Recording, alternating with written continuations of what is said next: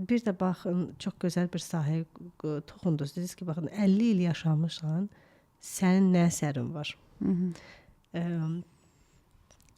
Özümdən deyirəm, heç kəsdə işim yoxdur. Ə, Deməli, valideyn olaraq övladlarım üçün nəsə eləmək istirdim.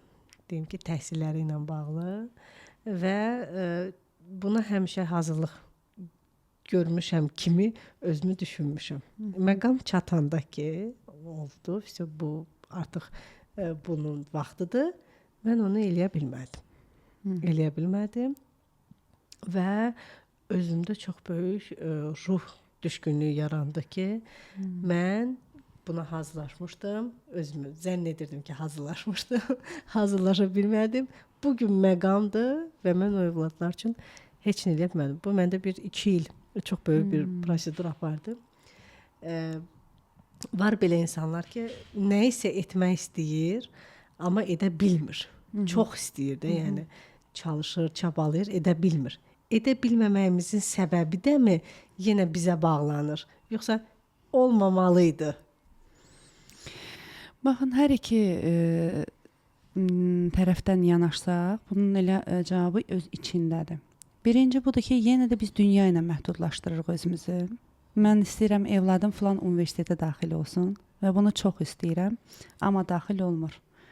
Və mən bunun belə deyək də acısını yaşayıram ki, niyə daxil olmadı? Bəlkə daxil olmamağındadır xeyrim. Bunu düşünmüşəmmi? Bəlkə ora daxil olmayıb başqa bir sahədə özünü doğruldu və böyük, mükəmməl bir insan ola bilər. Və insanlara daha çox xeyri orada deyə bilər. Bir budur, bir də ki, insan belə deyək də, özünü mən bunu etməliyəm deyərək yükləməməlidir.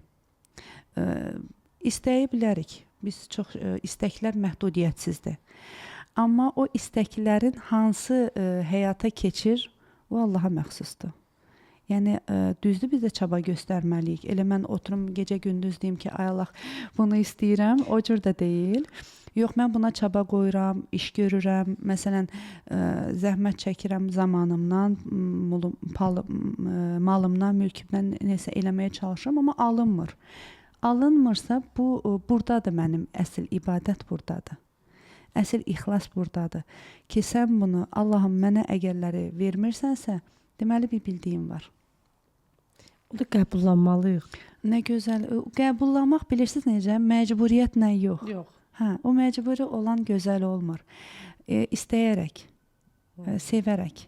Məsələn, Həzrət İbrahim əleyhissalama baxırıq, götürdü evladı İsmayılı və Həcər xanımı.